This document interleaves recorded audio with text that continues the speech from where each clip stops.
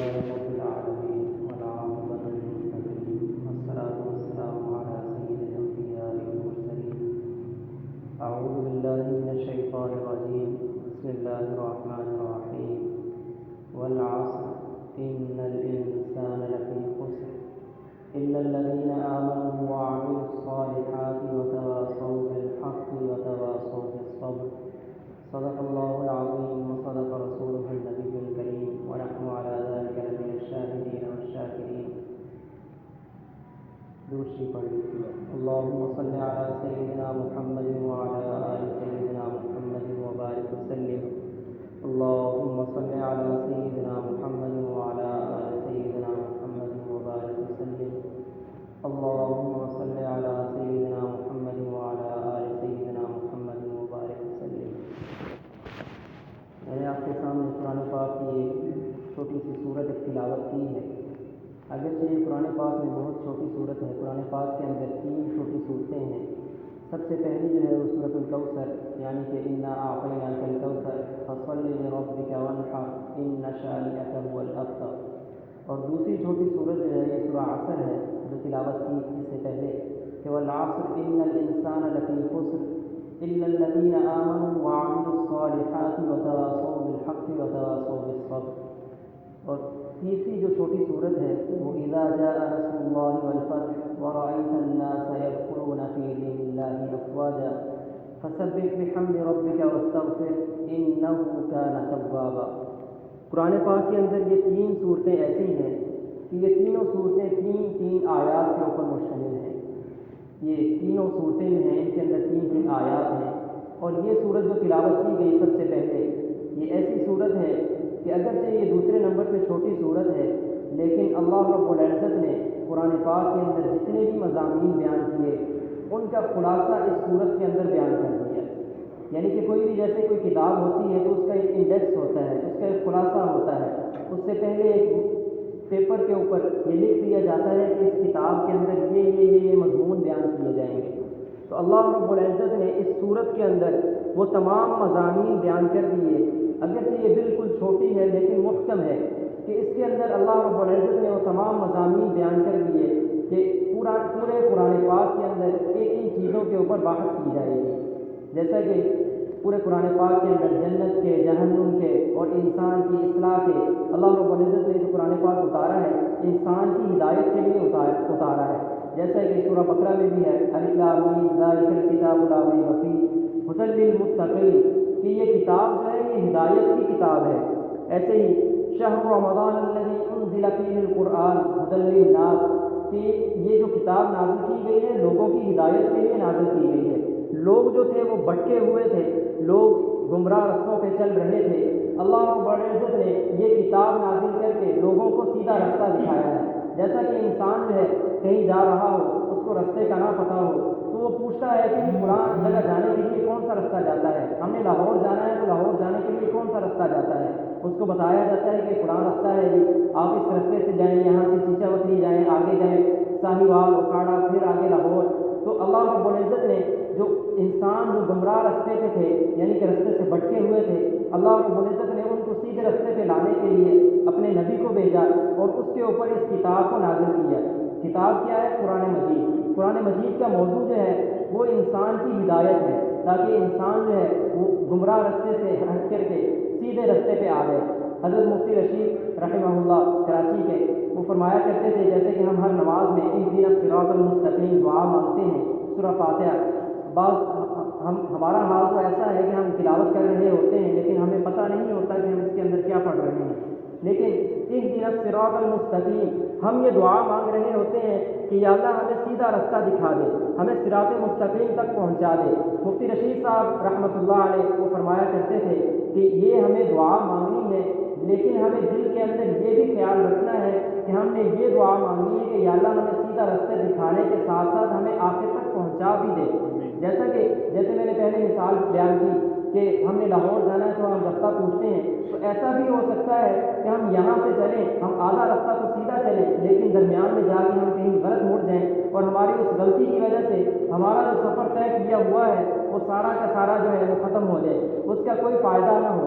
لہٰذا ہمیں اس وجہ سے یہ بھی دعا مانگتے رہنا چاہیے چاہیے کہ اہدنا الصراط المستقیم، مطلب یہ ہے کہ اللہ ہمارا جو خاتمہ آپ نے کرنا ہے وہ ایمان کے اوپر کر دیجیے۔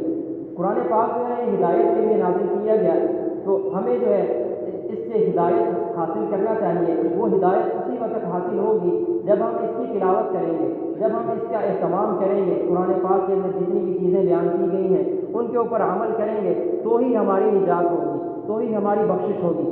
یہ انسان کی جو زندگی ہے اللہ رب العزت نے اس کو تجارت کے ساتھ تشبیہ دی ہے، جیسا کہ اللہ رب العزت نے قرآن پاک میں فرمایا هل ادلکم علی تجارۃ تنجیکم من عذاب الیم۔ جب یہ تجارت ہوئی، تجارت جب بھی انسان کرتا ہے تو اس کے پاس کوئی نہ کوئی چیز ہوتی ہے۔ انسان جو تجارت کر رہا ہے اس کے پاس یہ وقت ہے، یہ وقت اسی کے بدلے اللہ رب العزت نے، جیسا کہ ایک اور جگہ بھی اللہ رب العزت نے فرمایا ان اللہ اشتری من المؤمنین انفسهم واموالهم بان لهم الجنہ، کہ مومنین کی جو جانیں ہیں اور مومنین کا جو مال ہے اللہ رب العزت نے اس کے جنت کے بدلے میں اس کو خرید لیا ہے۔ جنت اب بدلہ کیسے ملے گا؟ اسی وقت ملے گا جب ہم ان پہ عمل کریں گے۔ لہٰذا یہ صورت جو بیان کی گئی اللہ رب العزت اس کے اندر فرما رہے ہیں کہ والعصر، قسم ہے زمانے کی، قسم اللہ رب العزت کے اٹھانے کے لیے، یہ جیسا کہ آج ہم بات کرتے ہیں تو اپنی بات کو پکا کرنے کے لیے ہم کہتے ہیں کہ یہ اللہ کی قسم یہ ایسا ہوا ہے، یہ ہماری بات کو پختہ کرنے کے لیے ہمارا ہوتا ہے کہ ہمارے اوپر کسی کو اتنا یقین ہے، کسی کو اتنا اعتماد نہیں ہوتا، دوسرے بندے کو اعتماد میں لینے کے لیے ہم قسم اٹھاتے ہیں۔ اللہ رب العزت کی ذات جو ہے وہ ایسی ذات ہے کہ اگر وہ قسم نہ بھی اٹھائے تب بھی اس کی باتیں جو ہیں وہ اتنی محکم ہیں اور اتنی واضح ہیں کہ ان کے اوپر ایمان لانا اور ان کی تصدیق کرنا ہمارے ایمان کا پہلا درجہ ہے۔ اللہ رب العزت پھر بھی ہمیں قسم دے کر کے کہہ رہے ہیں کہ قسم ہے زمانے کی، وہ زمانے کی قسم اس وجہ سے بھی اٹھائی جا رہی ہے کہ زمانے کے اندر جیسا کہ پہلے امتیں گزری ہیں، بڑی بڑی امتیں آئیں، بڑی بڑی ان کی عمریں تھیں اور انہوں نے زندگی گزاری، لیکن انہوں نے جن لوگوں نے زندگی اچھے اعمال میں گزاری وہ تو کامیاب ہو گئے، ان کے قصے جو ہے وہ قرآن پاک کے اندر بھی بیان کیے گئے۔ لیکن جنہوں نے ان کے آپ علیہ الصلوۃ والسلام جیسے کہ تمام جتنے بھی انبیاء پہلے گزرے ہیں ان کے احکامات، اللہ رب العزت کے جو بتائے گئے احکامات ہیں ان کے مطابق جنہوں نے زندگی نہیں گزاری وہ ناکام ہو گئے۔ جو کامیاب ہیں انہیں کے ہی اللہ رب العزت نے قرآن پاک میں تذکرے بیان کیے ہیں، یہ ہماری اصلاح اور ہمارے لیے ہی بیان کیے گئے ہیں۔ اس وجہ سے زمانے کی قسم اٹھائی گئی کہ زمانے سے آپ عبرت حاصل کرو، اپنی جو آپ زندگی گزار رہے ہو اس کو سیدھے رستے پہ لے کے آؤ۔ ایک اس کی وجہ یہ بھی وجہ ہو سکتی ہے کہ عصر جو ہے وہ عصیر سے ہے، عصیر کہتے ہیں جوس کو، مطلب یہ ہے کہ آپ کوئی پھل لیتے ہیں اس کا جوس نکالتے ہیں، اس کو نچوڑ لیتے ہیں، اس کے اندر ایک لیکوڈ جو نکلتا ہے اس کو جوس کہا جاتا ہے۔ کہ عصر کا جو وقت ہے یہ انسان جو ہے یہ پورا دن آپ نے گزار دیا، ساری رات گزر گئی۔ اسلامی جو دن ہے وہ مغرب سے شروع ہو جاتا ہے، جیسا کہ آپ جانتے ہیں کہ اسلامی دن مغرب سے شروع ہوتا ہے اور مغرب سے پہلے کا جو وقت ہے، عصر کے بعد کا جو وقت ہے، اس میں آ کے اسلامی دن ختم ہو جاتا ہے۔ کہ اللہ رب العزت اس وقت کی قسم کھا رہے ہیں کہ اے انسان تو نے ساری رات گزار دی، تو نے سارا دن گزار دیا، لیکن تو ان الانسان لفی خسر، کہ تو بالکل خسارے میں جا رہا ہے، تو ناکام ہو رہا ہے، تیرے کامیابی جو ہے وہ تیرے پلے نہیں پڑ رہی، تو ناکام ہو رہا ہے۔ کامیابی جو ہے اسی وقت ہوگی جب میرے بتائے ہوئے اعمال، جب رسول اللہ صلی اللہ علیہ وسلم کی تعلیمات کے مطابق تو زندگی گزارے گا۔ جیسے آج ہم کسی اسکول کے اندر داخلہ لیتے ہیں یا کسی اکیڈمی کے اندر داخلہ لیتے ہیں تو ان کی ایک تعلیم کا ایک نظام ہوتا ہے کہ جی آپ نے داخلہ لے لیا ہے، اب آپ کو پڑھنا پڑے گا، پھر آپ کو فلاں امتحان دینا پڑے گا، فلاں امتحان دینا پڑے گا، پھر اس کے بعد جو سالانہ امتحان ہوگا اس کے اندر آپ نے اتنے نمبر لو گے تو آپ کامیاب ہوگے، اگر اتنے نمبر نہیں لیے تو آپ ناکام ہو جاؤ گے، اگر آپ نے فلاں امتحان نہیں دیا تو آپ ناکام ہو جاؤ گے۔ اللہ رب العزت نے بھی انسان کو ساری زندگی دی، لیکن پھر اللہ رب العزت بیان کر رہے ہیں کہ ان الانسان لفی خسر، کہ تو اے انسان تو خسارے میں ہے، لیکن یہ کامیاب اس وقت ہو سکتا ہے، اس خسارے سے اس وقت نکل سکتا ہے جب چار چیزوں کے اوپر تو عمل کرے گا۔ وہ چار چیزیں کیا ہے کہ الا الذین آمنوا، سب سے پہلے بیان کیا گیا کہ ایمان اب کیا ہے؟ آمن باللہ وملائکتہ ورسلہ، کہ اللہ رب العزت کے اوپر ایمان لانا، اس کی کتابوں کے اوپر ایمان لانا، اس کے رسولوں کے اوپر ایمان لانا اور قیامت کے دن پر ایمان لانا، اور ایسے ہی قیامت کے بعد جو زندہ اٹھایا جانا ہے اس کے اوپر ایمان لانا۔ اللہ رب العزت کی جو کتابیں نازل کی گئیں، چار کتابیں جو نازل کی گئیں اور جتنے بھی صحیفے نازل کیے گئے ہیں ان کے اوپر ایمان لانا، یہ ہے ایمان۔ کہ ایمان کی جو یہ کیفیت ہے یہ مومن جو ہے وہی حاصل کر سکتا ہے، اسی وقت حاصل کر سکتا ہے جب آپ علیہ السلام کے طریقوں کے مطابق جو ہے وہ اپنی زندگی گزارے گا۔ آگے اللہ رب العزت نے بیان کیا وَعَمِلُ الصَّالِحَاتِ، اور نیک اعمال کرے گا۔ یہ نہیں کہا کہ او عامل الصالحات کہ یہ کام کر لو یا یہ کام کر لو، یہ نہیں کہا گیا کہ ایمان بھی لے کے آؤ اور اس کے ساتھ نیک عمل بھی کرنا ہے۔ اس وقت کامیابی ملے گی کہ جب ایمان بھی لے کے آئے اور نیک عمل بھی کیا۔ نیک عمل کیا ہے کہ ایمان کی کیفیت بھی ہو اور انسان کی یہ سوچ جو ہے، انسان کی نیت بھی خالص اللہ رب العزت کی رضا کے لیے ہو، وگرنہ اچھے کام تو بہت کرتے ہیں۔ آپ نے کفار کو بھی دیکھا ہوگا کہ وہ بہت سی چیریٹی جو ہے وہ کرتے ہیں اور بہت سے وہ اسکول بناتے ہیں، لوگوں کا تعاون کرتے ہیں، لیکن کیا ان کا وہ نیک عمل ہے؟ نیک عمل اسی وقت ہوگا جب اللہ رب العزت کی رضا حاصل کرنے کے لیے ہوگا، جیسا کہ بخاری شریف کی بھی حدیث ہے، سب سے پہلی روایت ہے کہ انما الاعمال بالنیات، کہ تمام کے تمام اعمال جو ہیں ان کا دار و مدار نیتوں کے اوپر ہے۔ جیسا کہ ایک انسان چوری کر رہا ہے، وہ اس نیت سے چوری کر رہا ہے کہ میں یہ بینک لوٹ لیتا ہوں اور اس کے بعد یہ بینک لوٹنے کے بعد میں ایک اسکول کے اندر یہ پیسے دے دوں گا تاکہ جو غریب لوگ ہیں، تاکہ یہ جو یتیم مسکین ہیں ان کی یہ فیس ادا ہو جائے۔ کیا یہ اس کا نیک عمل ہوگا؟ یہ بالکل ہرگز یہ نیک عمل نہیں ہوگا۔ نیک عمل اسی وقت ہو سکتا ہے کہ جب نیک عمل جو ہے وہ شریعت کے مطابق ہو اور وہ شریعت کے مطابق کیا گیا عمل جو ہے اس کے اندر نیت بھی خالص اللہ رب العزت کی رضا کے لیے ہو۔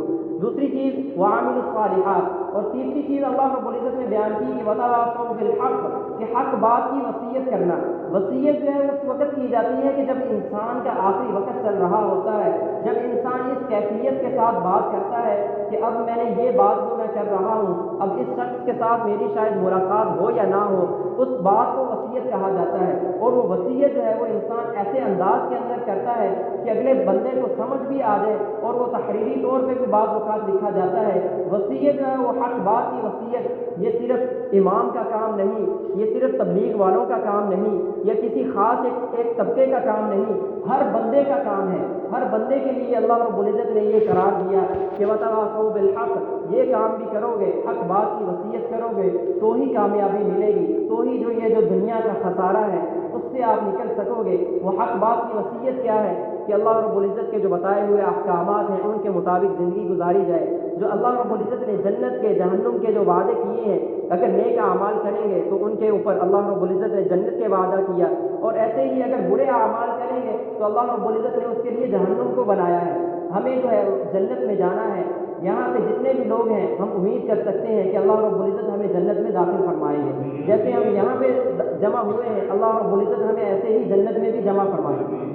اللہ رب العزت نے مومن کے لیے، مسلمان کے لیے جنت کو بنایا ہے، ہمیں اس چیز کو حاصل کرنا ہے، اور یہی چیز حاصل کرنے کے لیے یہ بات چل رہی ہے کہ سب سے پہلا جو تھا وہ ایمان تھا، اور دوسرا نیک عمل تھا، تیسرا حق بات کی وصیت تھا کہ دوسروں کو بھی دعوت دینی ہے۔ یہ ہر بندے کی ذمہ داری ہے، ہر بندے کی ذمہ داری اس لیے ہے کہ یہ نیک کام جو ہے اگر میری وجہ سے کوئی دوسرا جو ہے وہ تاکہ جہنم میں نہ جائے، میری وجہ سے دوسرے جنت میں جانے والے تو بن جائیں۔ جیسے ایک ادارہ بنتا ہے، اس کے ادارے کا بنانے والا بہت پڑھا لکھا ہوتا ہے، لیکن اس کے اندر جو پڑھنے والے ہیں اگر وہ پڑھے لکھے نہ ہوں، یعنی کہ وہ اگر نہ پڑھے تو کیا وہ کامیاب ہو سکے گا؟ کیا وہ ادارہ کامیاب ہو جائے گا؟ ہم بھی ایسے ہی ہے، اگر ہم خود اپنی زندگی کو سنوارنے میں لگ جائیں لیکن دوسروں کی زندگی نہیں سنواریں گے تو ہم کامیاب نہیں ہو سکیں گے۔ ہماری کامیابی اسی وقت ہو سکے گی جب ہم اپنی زندگی کو سنوارنے کے ساتھ ساتھ دوسروں کی زندگی سنوارنے کی بھی کوشش کریں گے۔ چوتھی چیز اللہ رب العزت نے بیان کی کہ وتواصوا بالصبر، کہ صبر کی بھی وصیت کرنی ہے کہ اس رستے پہ چلتے ہوئے، دین کا کام کرتے ہوئے، نیک اعمال کرتے ہوئے اگر کوئی مشکلات آ جاتی ہیں، اگر کوئی پریشانیاں آ جاتی ہیں، یا بعض اوقات انسان کے اوپر بیماری آ جاتی ہے، تو اس رستے کو چھوڑنا نہیں ہے کہ ہم جو اس دین کے رستے پہ چل رہے ہیں کہ ہم ایمان بھی لے کے آئے، ہم نیک عمل بھی کر رہے ہیں، ہم وصیت، حق بات کی وصیت بھی کر رہے ہیں، تو اس سب کے باوجود اگر کوئی مشکل حالات آ جاتے ہیں تو اس کے لیے اللہ رب العزت نے بیان کیا کہ وتواصوا بالصبر، کے صبر کی بھی آپ نے وصیت کرنی ہے، اور صبر کرنے والے جو ہیں اس میں اللہ رب العزت نے بیان کیا کہ ان اللہ مع الصابرین، یہ نہیں کہا گیا کہ اللہ رب العزت فلاں کے ساتھ ہے، فلاں کے ساتھ ہے، فلاں کے ساتھ ہے۔ اللہ رب العزت ان لوگوں کے ساتھ ہے جو صبر کرتے ہیں۔ ہمیں اس چیز کی بھی کوشش کرنی چاہیے، اس چیز کی بھی وصیت کرنی چاہیے۔ دعا ہے کہ اللہ رب العزت ہمیں ان 4 اعمال کے اوپر، وہ اعمال کیا ہے کہ ایمان لے کے آنا۔ اللہ الحمدللہ یہاں پہ سب مسلمان بیٹھے ہیں، اللہ رب العزت نے ایمان کی دولت سے سب کو نوازا ہے۔ سب سے پہلا کام کیا ہے؟ ایمان لے کے آنا۔ دوسرا کام نیک عمل کرنا۔ نیک عمل کا جیسے بتایا کہ وہ شریعت کے مطابق ہو اور اس میں رضا، جو آپ کی نیت ہے وہ بھی خالص اللہ رب العزت کی رضا کے لیے ہو۔ تیسری چیز یہ ہے کہ حق بات کی وصیت کرنا، اور چوتھی چیز یہ ہے کہ صبر کی وصیت کرنا۔ دعا ہے کہ اللہ رب العزت یہ میرے ٹوٹے پھوٹے جملے جو ہیں اللہ رب العزت اپنی بارگاہ کے اندر قبول فرمائے، اور اللہ رب العزت اس کے اوپر ہمیں عمل کرنے کی توفیق اور ہمت نصیب فرمائے۔